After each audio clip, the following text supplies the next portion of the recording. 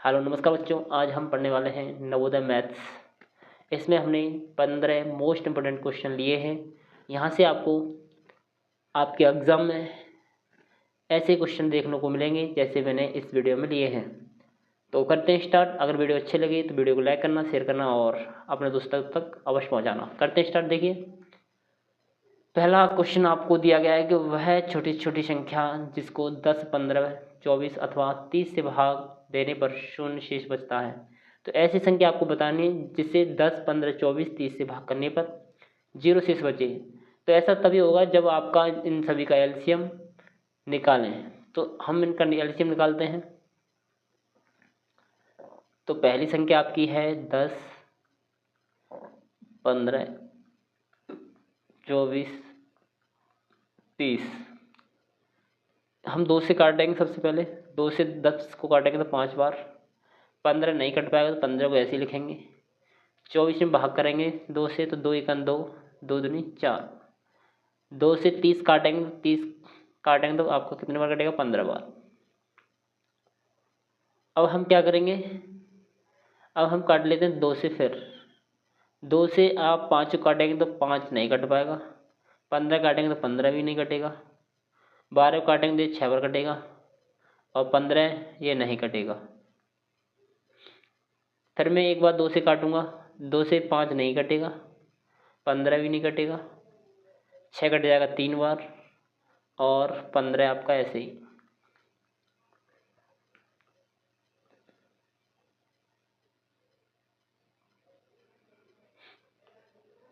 अब देखिए, हम इसे 3 से काटेंगे। पहले 3 से 5 काट 5 नहीं कटेगा। 3 से 15 कट जाएगा आपका 5 बार। 3 से 3 कटेगा 1 बार। 3 से 15 कटेगा 5 बार। तो हमारी ये संख्या निकल के आई। अब हम इसे 5 से काट देंगे। 5 से काटेंगे तो 1 बार, ये भी 1 बार, ये भी 1 बार और ये भी 1 बार। तो जो जो संख्या निकल के आई है बाहर, इनका गुणा ही एलसीएम होता है। तो एलसीएम बराबर आप देखो 2 इंटू 2 इंटू 2 इंटू 3 इंटू 5। 2 दूनी 4, 4 दूनी 8 और 8 तिया 24 और 24 पंजे 120। तो जो आपका आंसर निकल के आया वो निकल के आया 120। तो इस क्वेश्चन का सही जवाब होगा ऑप्शन नंबर सी, 20। ओके, चलते हैं अगले क्वेश्चन पर। क्वेश्चन नंबर 2 है आपका। ये कह रहा है कि दो संख्याओं का योग इतना है। यदि एक संख्या दूसरी संख्या से 20,100 अधिक है तो बड़ी संख्या क्या है वो हमें बतानी है। आप मान लीजिए दो संख्या हमारी ए और बी हैं। इन दोनों का योग करें तो कितना आना चाहिए कि ये आएगा 98,987,654। और कह रहा है एक संख्या दूसरी संख्या से 20,100 अधिक है। तो मैं मानता हूँ ए संख्या बड़ी है। इसमें से अगर मैं बी को घटाऊं तो जितना कितना बचेगा? 20,100 कितना हो गया? इकाई, दहाई, सैकड़ा, हजार, 10,000, लाख। ये तो ज़्यादा हो गया भाई।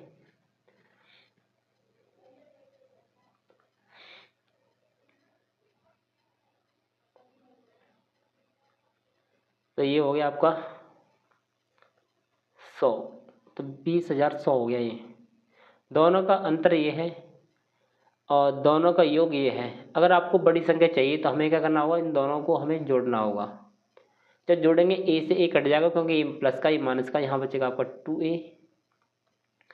यहाँ आप जोड़ोगे तो यहाँ पर कितना होगा? 4 0 4 का 4, 5 का 5, 6 और 1 7, 7 का 7, 8 और 2 10 का 0, 9 और 1 10। तो इतना हो गया आपका। अब हमें चाहिए ए का मान, क्योंकि एक ए हमारी सबसे बड़ी संख्या। तो इस 2 से हम इस संख्या को भाग करेंगे। तो भाग लगाते हैं 2 से, तब हमारा निकलेगा ए बराबर 2 का भाग 10 में देंगे तो 5 बार जाएगा आपका। 0 ऐसे ही आ जाएगा। 7 में भाग लगाएंगे तो आपका जाएगा 3 बार। 1 बचा, 2 8 16, 1 बचा, 2 7 14, 1 बचा 214। तो आपका आंसर निकल के आया ये 5,03,877। तो ऑप्शन नंबर इसका करेक्ट होगा ऑप्शन नंबर डी। ओके, इस क्वेश्चन में आपको कोई भी दिक्कत नहीं होगी। चलते हैं अगले क्वेश्चन पर। क्वेश्चन नंबर 3 है कि 2 दशमलव संख्याओं का योग ये है। यदि एक संख्या दूसरी संख्या से 18.50 बड़ी है तो बड़ी संख्या में बतानी। अभी क्वेश्चन किया था वही क्वेश्चन है, बस इसमें पॉइंट लगा के आपको दे दिया है। तो उसी तरह मानेंगे ए हमारी बड़ी संख्या, बी हमारी छोटी संख्या, दोनों का योग कितना है 167.25।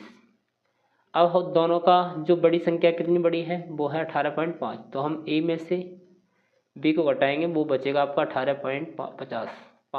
ओके, तो अब देखिए क्या करेंगे। अभी किया था बड़ी संख्या पूछी गई है तो दोनों को फिर जोड़ेंगे।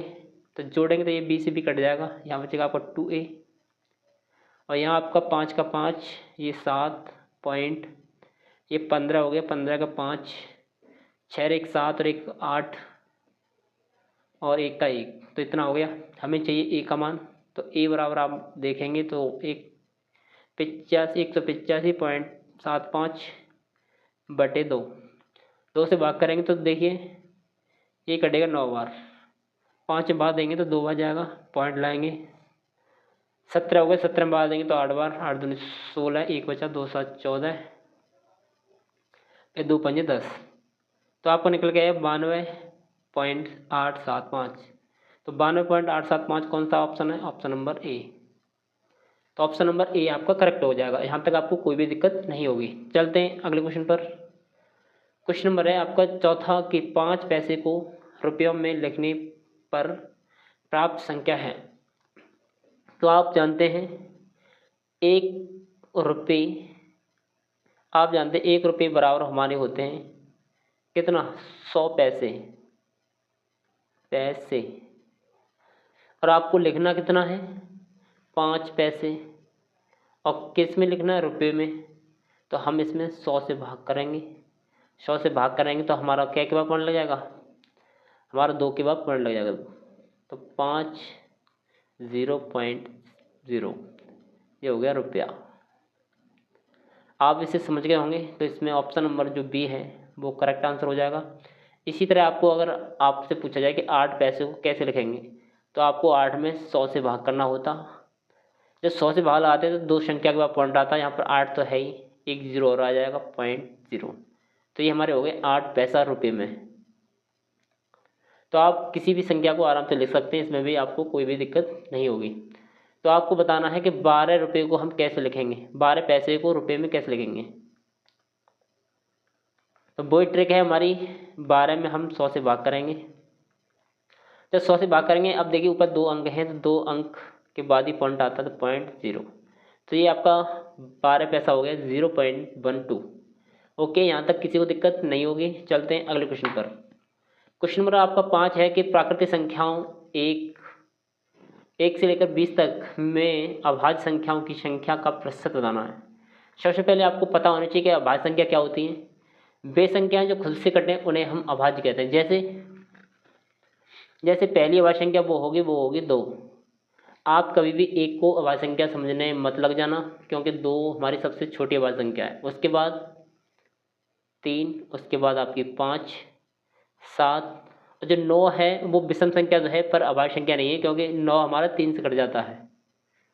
फिर आपका आएगा 11, फिर आपका आएगा कितना 13, 15, 14, 15 छोड़ के 16, 17 आएगा, फिर आपका 19 आएगा।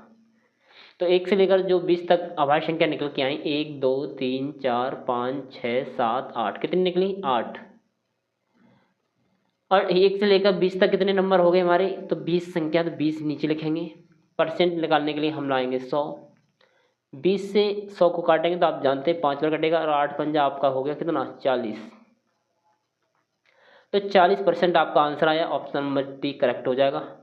इस क्वेश्चन में आपको कोई भी दिक्कत नहीं होगी। आपको सबसे पहले अभाज्य संख्या पता होनी चाहिए कि 1 से लेकर 20 तक कितनी होती है। 20 से लेकर 50 से भी पूछा जा सकता है, कुछ भी पूछा जा सकता है। तो आपको ऐसी संख्या छांटनी है वो अन्य किसी संख्या से ना कटें। जैसे 2 है, 3 है, 5 है, 7 है, 11 है, 13 है, 17 है, 19 है। मैंने 1 से लेकर जो 20 तक की संख्या होती है वहाँ की बीच की संख्या जो है अभाज्य वो निकाली है, और कितनी निकली, 8 निकली। और टोटल नंबर हम देखेंगे 1 से लेकर 20 तक का कितना हो गया, 20। परसेंटेज निकालने के लिए आपको 100 से गुणा करना पड़ेगा और आपका आंसर निकल के आया 40%।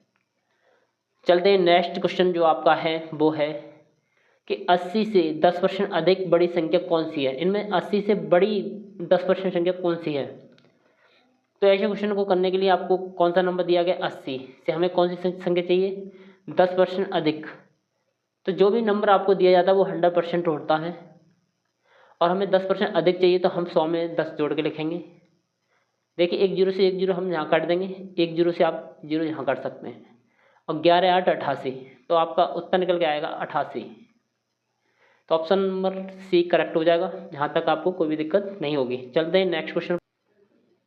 अब देखिए क्वेश्चन नंबर 7 को, क्वेश्चन नंबर 7 कह रहा है कि एक व्यक्ति ने 3 वर्ष के लिए 3000 रुपये साधारण ब्याज पर 9% वार्षिक ब्याज की दर पर उधार लिया।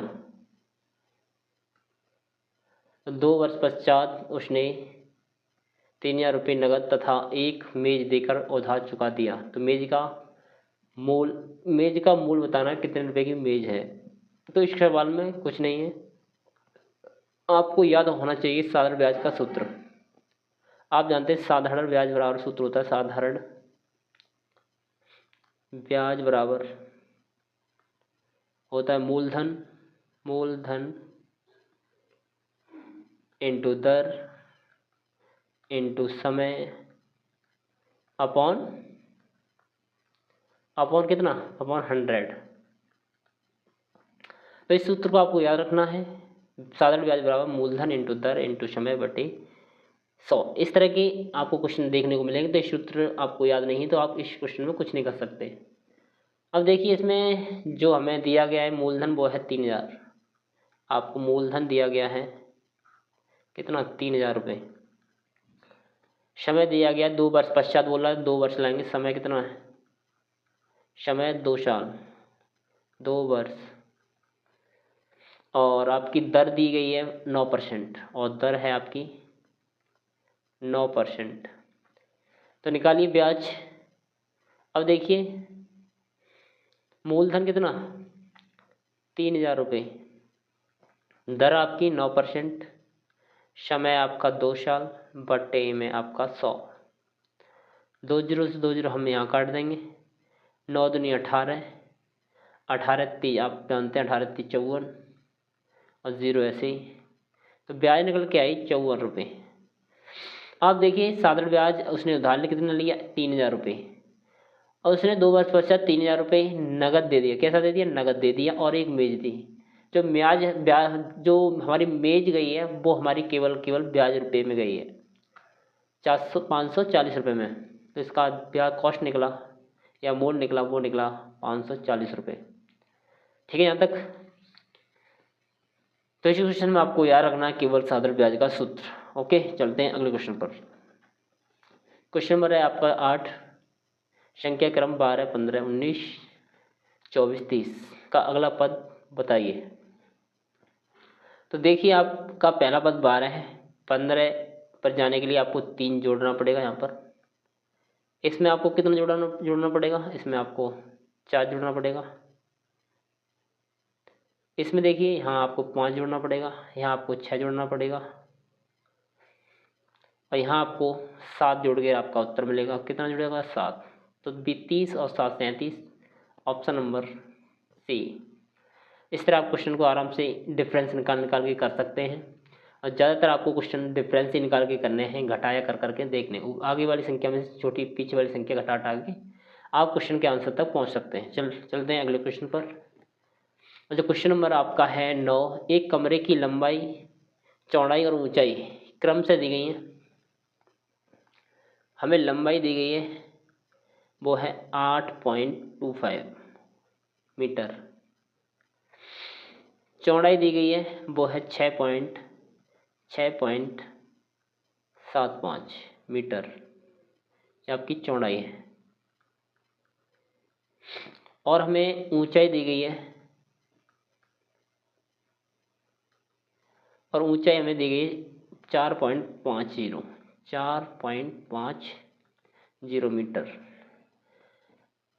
मीटर है। ये कह रहा बड़ी से बड़ी टैप की लंबाई ज्ञात कीजिए जो तीनों विमाओं को पूर्णतः माप सके। ऐसी टैप हमें चाहिए, ऐसा पैमाना हमें चाहिए जिससे ये सभी के सभी पैमाने, ये सभी की सभी दीवारें हमारी पूर्णतः मापी जा सकें। तो ऐसे क्वेश्चन करने के लिए आपको क्या करना होगा, इस क्वेश्चन में आपको निकालना होगा उनका एलसीएम, यानी सॉरी एचसीएफ। क्या निकालना होगा? एचसीएफ। तो इनका एचसीएफ निकालने के लिए आपको देखिए 8.25, 2 का पॉइंट नीचे 100 आएगा। फिर आपका है 6.75, यहाँ भी 2 के बाद पॉइंट था, नीचे 100 आएगा। यहाँ देखिए 4.50, इसके भी नीचे 100 आएगा। जब हम एचसीएफ निकालते हैं तो HCF बराबर आप लगा सकते हैं सूत्र।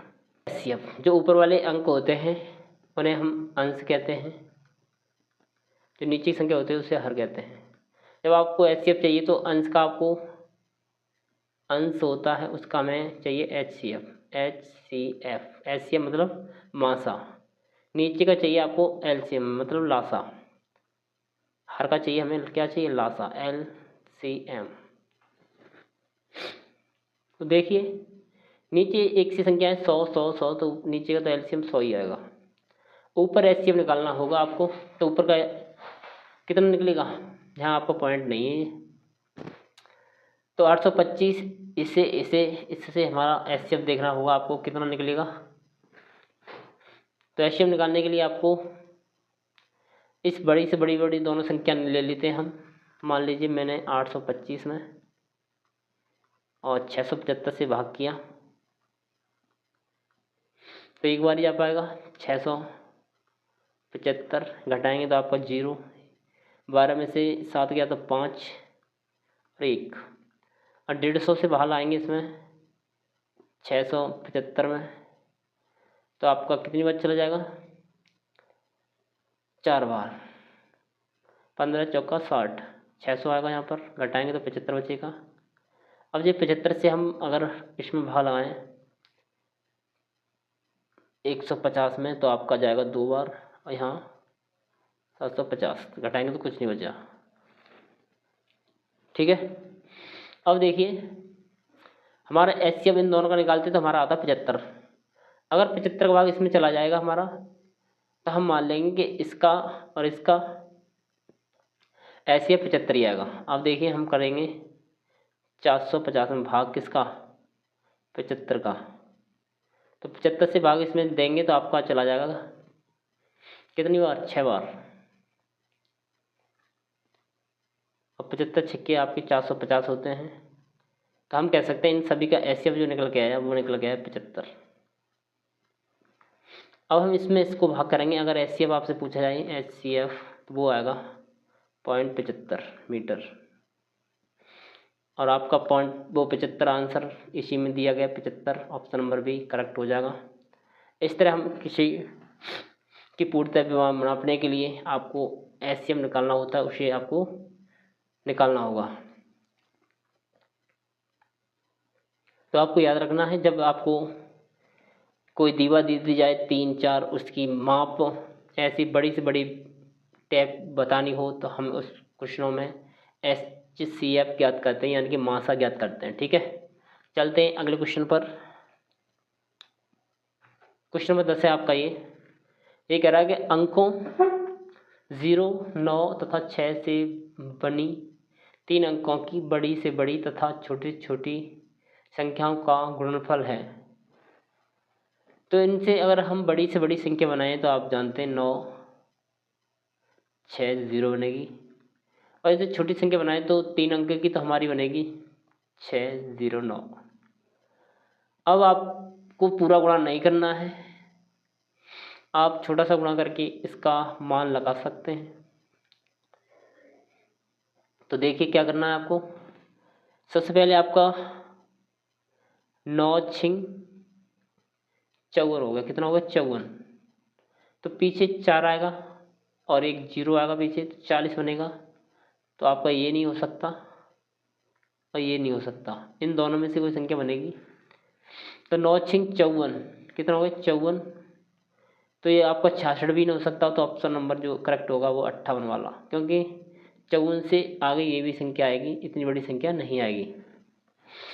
आपको यकीन नहीं होगा तो हम इसे पूरा क्वेश्चन करेंगे। 960 में हम गुणा करेंगे 609 का। तो 0, 9 छिंग 54, 9 निम 81 और 5 86, एक के नीचे गुणांक चिन्ह 0 0 0, 2 के नीचे गुणांक चिन्ह 0 और 6 36 और 9 छिंग 54 और 3 54 3 57। तो जोड़ेंगे तो 0, ये 4, ये 6, इस 14 का 4, ये 8 और ये 5। तो आपका आंसर निकल गया है ये। तो मैंने, अगर आप ऐसी कैलकुलेशन में बचना चाहोगे तो आप थोड़ा दिमाग का इस्तेमाल करना, हमें यूनिट डिजिट से इस क्वेश्चन को आराम से बना सकते हैं। तो हमारा ऑप्शन नंबर बी करेक्ट हो गया। चलते हैं अब अगले क्वेश्चन नंबर 11 पर। और क्वेश्चन नंबर 11 आपको अंकों 9, 8 तथा 0 का प्रयोग कर जब प्रत्येक अंक को केवल एक बार प्रयोग किया जा सकता है तो कुल कितनी प्राकृत संख्या बनाई जा सकती हैं। कुल कितनी प्राकृत संख्या बनाई जा सकती हैं। तो 9 है हमारा, 8 है और 0 है। कुल कितनी प्राकृत संख्या बनाई जा सकती हैं। तो एक प्राकृत संख्या आपकी ऐसी होगी और आप लिख सकते हैं 8 9 0।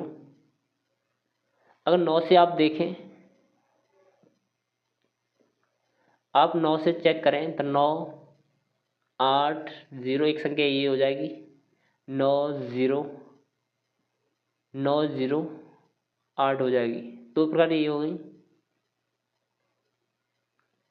अगर आप 8 से लिखना चाहें तो 8 पहले 9 फिर 0, फिर आप लिख सकते हैं 8 0 9,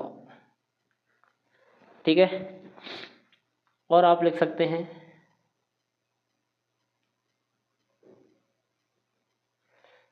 अगर हमारे 0 पहले आ जाए 0 8 और आ जाए 0 8 9, ये हो सकता है। इस क्वेश्चन में आपको यहाँ पर कुल कितनी प्राकृत संख्याएं बनाई जा सकती, 3 अंक की। यहाँ पर आंसर 3 अंक, 3 अंक, 3 अंक की हमारी यही संख्या बनेगी। कितनी, 4, 1 2 3 4, ये हमारी 2 अंक की बनेगी, 2 अंक। तो इसमें ऑप्शन नंबर जो ए है वो करेक्ट होगा, ठीक है। चलते हैं अब अगले क्वेश्चन पर। Question number 12।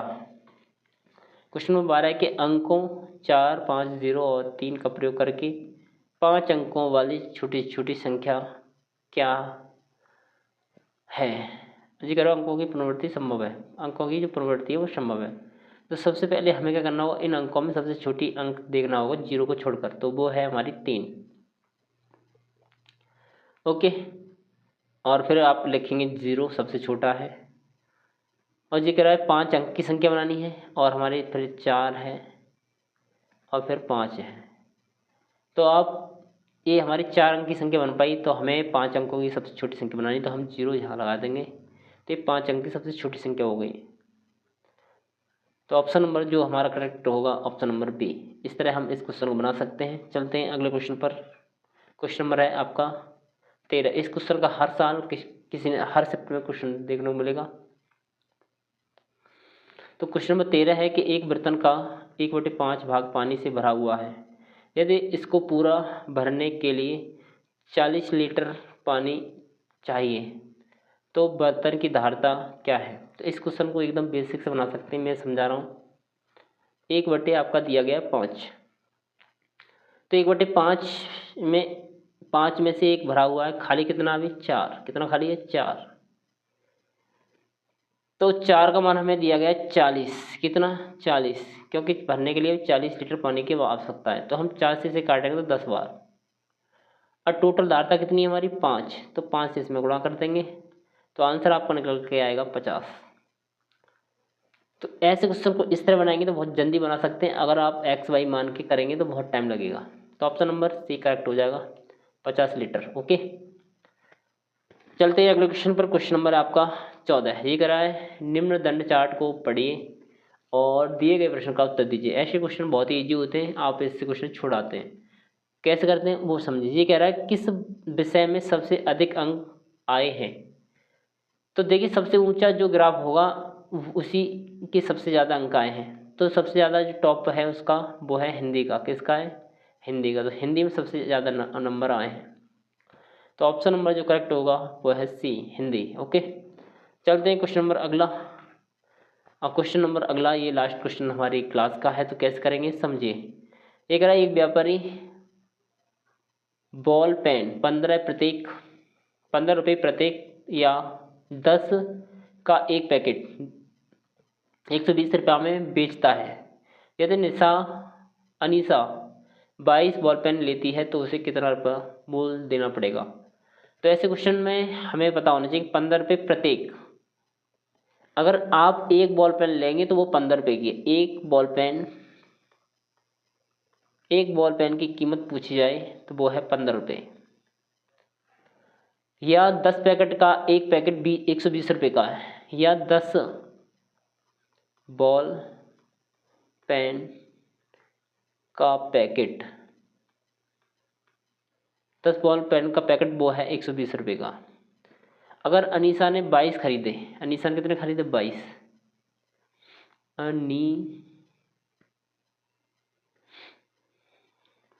यहाँ लिखते हैं अनीसा को खरीदने कितने? 22। तो इस 22 को ऐसे तोड़िए